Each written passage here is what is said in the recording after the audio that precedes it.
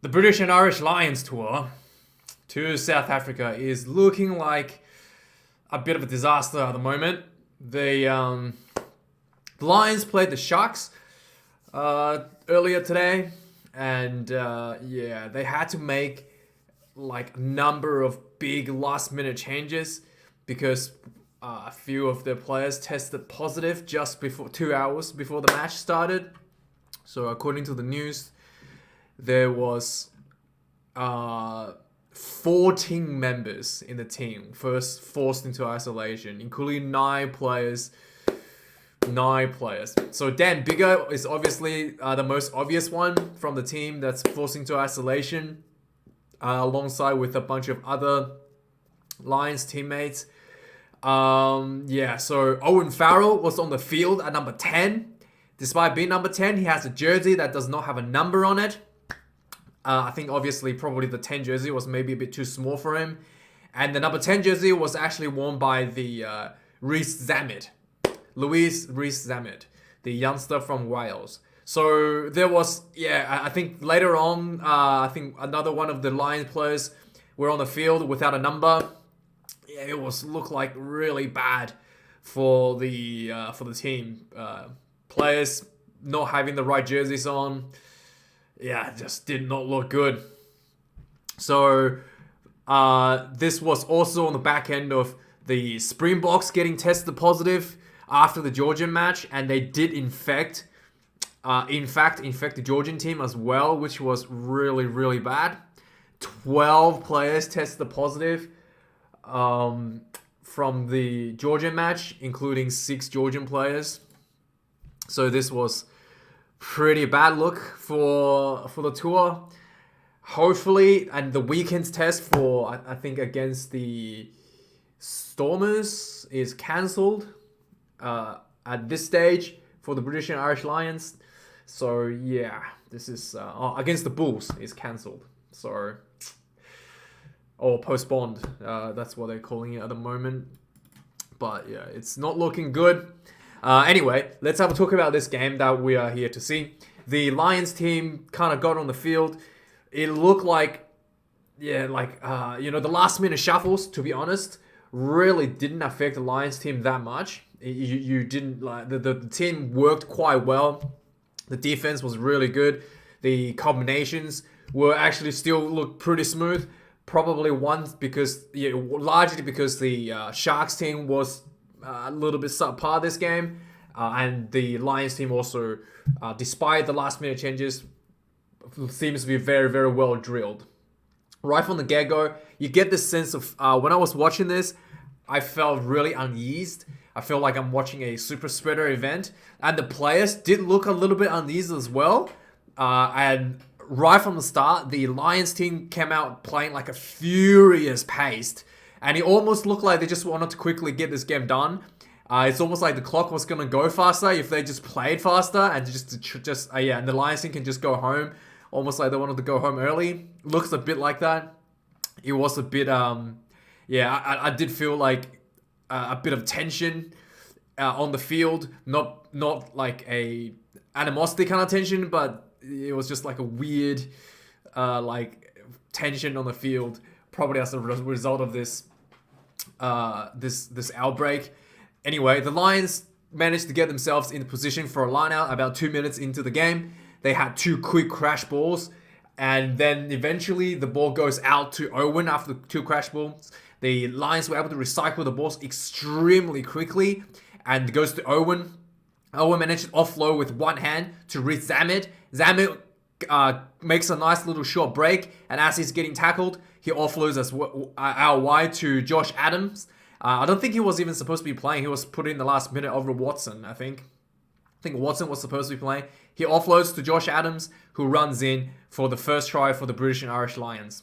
And then, a few minutes later, 2 minutes later, around 5-minute mark, the Lions were on the attack again. For the entire 5 minutes time, the Lions were going at just an absolute blistering pace. They're just working on one side, the right-hand side, the short side, and then the ball comes back to the open side. Owen Farrell gets the ball, he runs in, he gets tackled, and then he pops the ball back. The Lions number 9 recovers the ball, and then he throws the ball to Sam Simmons, the number 8, who wasn't selected for the England team. And there was a lot of discussions that he should have been selected for England's team. So this was an opportunity for him to show himself and kind of like prove Eddie Jones wrong. So Sam Simmons gets the ball. He throws a long cutout pass all the way to Van der Merwe on the wing, who gets the ball, strides in for the second try for the England. Second try for the Lions team. And that was really, really nice and easy in the first, only 6 minutes in. Lions are up 14 points to 0. The game settled down a little bit for 20 minutes. The Sharks were able to get themselves back in control a little bit. And unfortunately, there was around 25 minutes or so into the game, one of the Lions players made a nice little break, and he got tackled like just outside the Sharks 22, and the Sharks winger who made the tackle just like jumps over the rock cynically and literally sealed himself over the ball, so the Lions couldn't get the ball out for a quick play. And this was like the first time he kind of did it in the whole game. He probably expected for just a warning, but the referee came over and says, "Nah, that's a professional foul, a cynical play. You intentionally."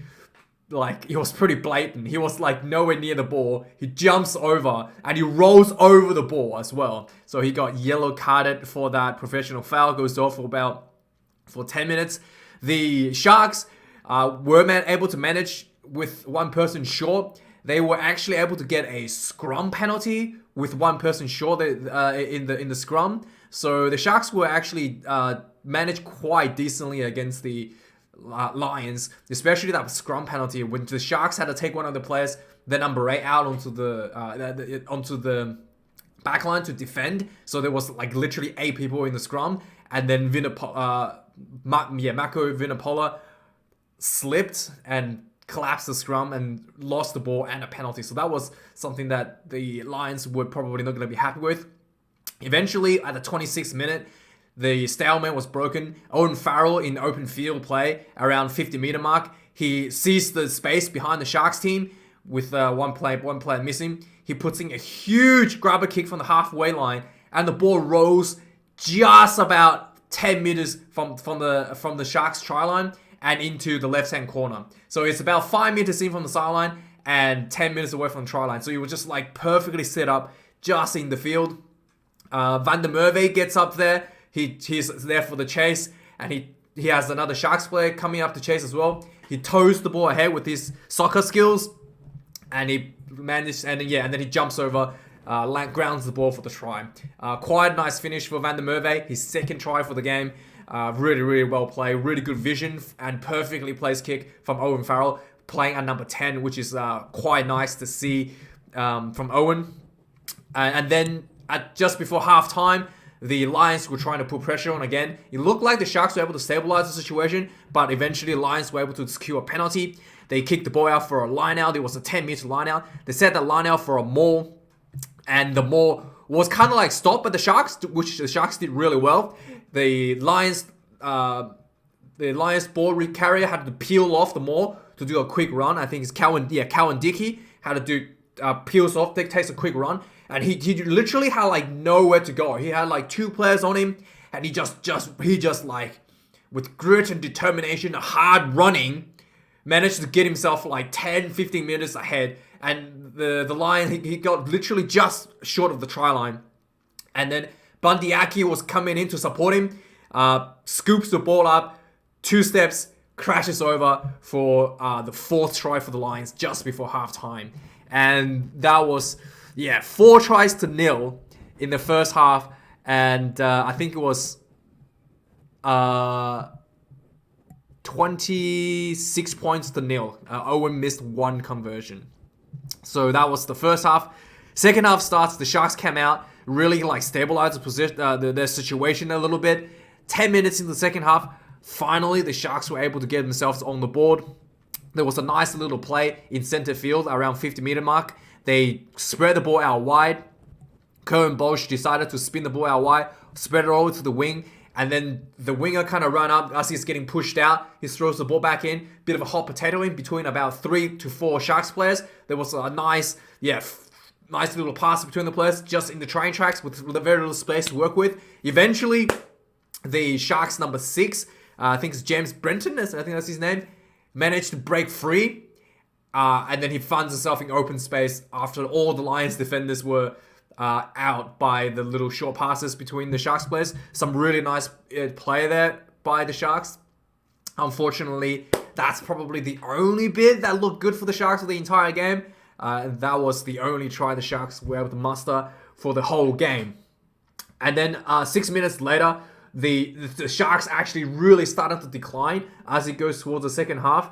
So the 60 minute or 56 minute, the Lions were able to were on the attack, and the Sharks player, the Sharks player actually turns the ball over. He turns the ball over. He runs in as he gets tackled. He turns around. He tries to throw the ball back, and it was like a really bad throw. The ball, it looked like the ball just got popped out of the rack when he went down. Went backwards towards the Shark side. Josh Adams runs in. He kicks the ball, toes the ball forward, and then the ball rolls into the end zone area. 2 Sharks players were on it. One of the Sharks player was marking was marking Josh Adams, and then the other one was sweeping in to try to ground the ball, and he failed to ground the ball. The ball hit him in the knee. He's sliding on the ground to ground the ball. The ball hits him in the knee, ricochets off his knee, rolls in he ricochets in the direction. So there's 2 people chasing Josh Adams and one of the Sharks players, and he ricochets towards Adams, and Adams just all right, thanks very much, grounds the ball for the Lions' 5th try, and that was Adams' 2nd try for today, I think. Really, really nice effort from him once again. And a few minutes later, the Sharks were just starting to literally fall apart, crumbling apart in front of you. There was one aimless kicking by the Sharks. They were at halfway point. They grubber kick the ball behind to nobody. Adams gets the ball. He runs up against the Sharks defense. Basically, he takes out 2 people in the defense, and he just offloads the ball to his right hand side. And Reece Zammit was there to receive the ball, and he just there was no one left to defend the Sharks back. There was no sweeper at the back, so he just ran in for 60 meters for the 6th try for the British and Irish Lions. That was really poor. The kick literally just had no purpose, and all he did was give the ball back to the Lions. And Adams just all right, it's 2-on-2. I'll take out both of your defenders, and then offloads to Reece Zammit, who just runs in for a try. Really, really easy. And the things got even worse as the game starts falling apart even more. Owen Farrell is off the field. I think what's his name? The Scottish number 10 is on. Finn Russell is on, I think, around this point. So around the 70th minute mark, once again, the Sharks had the ball. They run in. They try to pop the ball back, and the ball just didn't go anywhere and landed. It didn't go anywhere. It just bounced on the ground. And the Lions number 6, Josh Navidi, gets the ball, and he just had open space in front of him. No one at fullback, because obviously the Sharks were attacking. Just runs in 50 meters for the 7th try for the British and Irish Lions. And the bleeding only got worse. 3 minutes later, once again, the Sharks were attacking around the halfway point. They get the ball turned over. They just lost the ball at the breakdown, get turned over. The ball comes out. The Lions decided to throw a quick ball to the wing. There was a pass from the number 9 to Elliot Daly, who's playing number 13. Daly just did a quick swipe of the ball over a pass. It was just looked like he was swiping a fly off the air. Just went boop, and the ball went over past him to Van der Merwe on the wing. Van der Merwe gets the ball. I think he breaks the tackle, runs 45 meters. Try. It was just the defense from the Sharks were just non-existent. Not to mention that every time the Lions got the ball, the Sharks were just giving out territory like there was no tomorrow. So another try, 8th try in 73 minutes, and you get the feeling that if the Sharks can really hold on without conceding one more try, it will be really good. But unfortunately, that was not the case. On the 77th minute, The Lions had a scrum inside their own half, just inside their own half. There was just a nice little play. They went short side. Reece Zammit ran down the short side. He gained about 20, 30 meters, well inside the Sharks territory. And then they just took the ball. I spread it from the right-hand side of the field, back onto the left-hand side of the field. Josh Adams gets the ball in the wing. Just easy as that. Busts through the winger in tackle, goes into the corner. And nice try for the British and Irish Lions. And that's the way the game ended. 3 tries for Josh Adams. I think 3 tries for Van der Merwe. And the Sharks defense in the second half especially was just non-existent. I had a look at the stats. Let's have a look at stats. The Sharks actually had a lot of ball. 130 carries to 85 against the British and Irish Lions. And they have more run meters than the British and Irish Lions as well, the Sharks. Despite that, they were not able to capitalize. So really good for the British Irish Lions defense, but the Sharks would really, really squander a lot of the opportunities. So what else we want to look at is turnover conceded 23-14 to the Sharks. Pretty poor for the Sharks. 15 offloads for the British Irish Lions. Some really nice plays for them. And then the British Irish Lions, 172 tackles to 26 missed tackles. That is slightly less than 90%, around 85%. Pretty good. I think Warren Gatland will probably like this up to the 90%. Whereas the Sharks, 83 tackles, 23 missed tackles. That is like almost 30% missed tackles for the Sharks. That is really, really poor. That's probably the key factor to the Sharks losing this game. 10 turnovers for the Lions, 3 to the Sharks. And one other problem for the Lions, I think, is that Lions actually lost one of their scrums, 85% scrums. So one of the scrums was lost, and it was against a 7-man scrum. So they probably have to work on that technique a little bit better to get that stability in the scrums after the engagement a little bit better. So yeah, and it could just be just unlucky as well. It could just because the ground was slippery, but technique probably it looked more like the technique issue where Vinopolis just got flattened on the ground. So yeah, he didn't really chase his feet maybe, but yeah, that's something that the Lions probably will have to look at to work with. But overall, this was an easy win for the Lions. Not sure how this tour is going to go from now going forward with all this COVID breaches. Hopefully, I think, in my opinion, I thought the organizers probably underestimated the situation in South Africa when they decided to run the tour. They probably should have waited another year, to be really frank. Hopefully, they with games being postponed or cancelled, what's the point of the tour if you're just cancelling games or postponing games that you're not able to play? You might as well just postpone the entire tour. But hopefully the players are going to get well and get back. The main thing is the 3 test series at the end of the tour, which is end of July. It's coming up on July 24th, so it's only a few weeks away, less than 3 weeks away. And in my opinion, I think the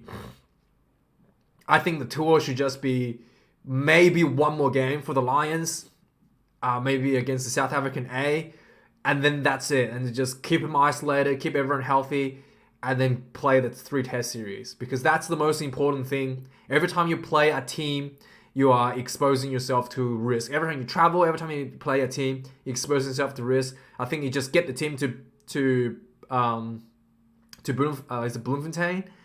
I think it's Johannesburg, and just wait for the first test to start for the next. Just sit there for like a week or two, a week and a half. Play the South African Ace maybe next week, and then just get the test done and then minimize your risks. Especially, apparently some of the British and Irish Lions players are not even fully vaccinated, despite the fact that I think all of them have 1 shot, but from what I've read, not everyone's fully vaccinated. So, yeah, and I don't think the South African players are fully vaccinated either. So really just wanted to make sure everyone's well, everyone's safe, and get the test series over, I think. yeah, let me know what you think, guys. Quite disappointing. And yeah, hopefully everybody's going to be okay. And thank you for watching. Please stay safe.